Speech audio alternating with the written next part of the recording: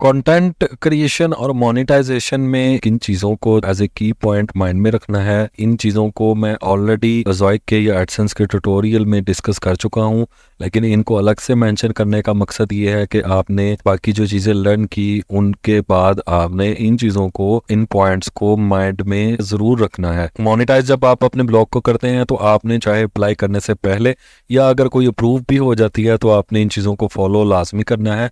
Valuable content होना चाहिए। सबसे जो मेन प्रायोरिटी है वो कंटेंट ही है। कंटेंट की ही बेस पर पब्लिशर्स आपको अप्रूव करते हैं। तो ये सबसे मेन एक पॉइंट है कि वैल्यूएबल कंटेंट होना चाहिए। वैल्यूएबल कंटेंट की स्ट्रैटेजी आप कैसे बना सकते हैं वो हमने कंटेंट राइटिंग के और एसईओ के कोर्स में कंप्लीटली डिस्कस किया कि कंटेंट को राइट करने के बाद उसको एसईओ के पर्सपेक्टिव से कैसे बेहतरीन किया जाता है, वैल्यू कैसे ऐड की जाती है। तो वैल्यूएबल कंटेंट होना चाहिए। आपका ऑडियंस उस पर टाइम स्पेंड करे और उसको रीड करे, सजेस्ट करे, शेयर करे, जिससे ब्लॉग इम्प्रूव हो।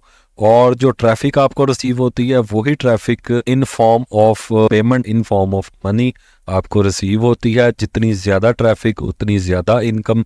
तो मोनेटाइजेशन के लिए, इम्प्रूव करने के लिए वेबसाइट को या अप्लाई भी करने के लिए आपको वैल्यू देनी है कंटेंट को। कंटेंट को आपने बेस्ट बनाना है। बार बार चीज़ें मेंशन कर चुका हूँ। 1500 2000 वर्ड्स का कंटेंट होना चाहिए।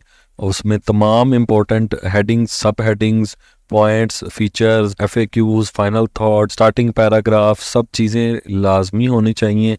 और ऑफ द टॉपिक नहीं आपके कंटेंट को जाना चाहिए। जिस स्पेसिफिक टाइटल पे आप कंटेंट राइट कर रहे हैं उसी के अकॉर्डिंग जो है सारा कंटेंट, जितना भी आपका आर्टिकल है वो फॉल करे। कंटेंट इज किंग कहा जाता है। कंटेंट ही है जिसकी बेस पे आप अर्निंग कर पाते हैं। डिज़ाइन, बाकी चीज़ें सब एक साइड पर हैं, लेकिन कंटेंट वैल्यूएबल होना चाहिए। मोनेटाइजेशन स्ट्रैटेजीज कंटेंट के अकॉर्डिंग ही होती हैं। डिफरेंट स्ट्रैटेजीज को हमने प्रीवियस ट्यूटोरियल्स में हमने डिस्कस भी किया। इसमें मेन स्ट्रैटेजीज जो एड्स हैं वो कहाँ कहाँ शो करनी है। अप्रूवल के बाद आपने यूज़र एक्सपीरियंस को और रेवेन्यू जनरेशन को बैलेंस रखना है। यूज़र एक्सपीरियंस कॉम्प्रोमाइज़ नहीं होना चाहिए। बहुत ज़्यादा एड्स अगर आप शो कर देंगे, बहुत ज़्यादा ऐड डिस्प्ले कर देंगे तो यूज़र एक्सपीरियंस कंप्रोमाइज़ हो जाएगा। तो कंप्रोमाइज़ आपने नहीं करना। आपने रेवेन्यू को और यूज़र एक्सपीरियंस को बैलेंस रखना है, इसको मेंटेन करके रखना है ताकि ऑडियंस जो है वो इंगेज कर सके, ऑडियंस कंटेंट को रीड कर सके, ऑडियंस फेड अप ना हो जाए, फेड अप हो के आपकी ब्लॉग को, साइट को क्लोज ना कर दें वो कि बहुत ज़्यादा इसमें एड्स हैं, वो एक स्पैमी पेज की तरफ चला जाएगा पेज, अगर आपके पेज के ऊपर बहुत ज़्यादा एड्स शो हुई होंगी।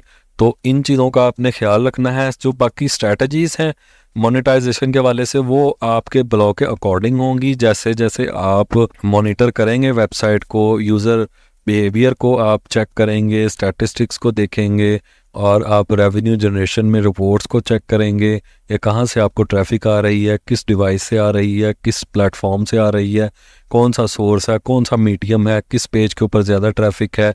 इस तरीके से जब आप प्रैक्टिकली वर्क करेंगे तो आपको स्ट्रैटेजीज बिल्ड करने में आसानी होगी। वैसे जनरली कोई स्ट्रैटेजी ऐसी नहीं है। जो मेन बेसिक चीज़ें हैं वो मैं आपको ऑलरेडी गाइड कर चुका हूँ।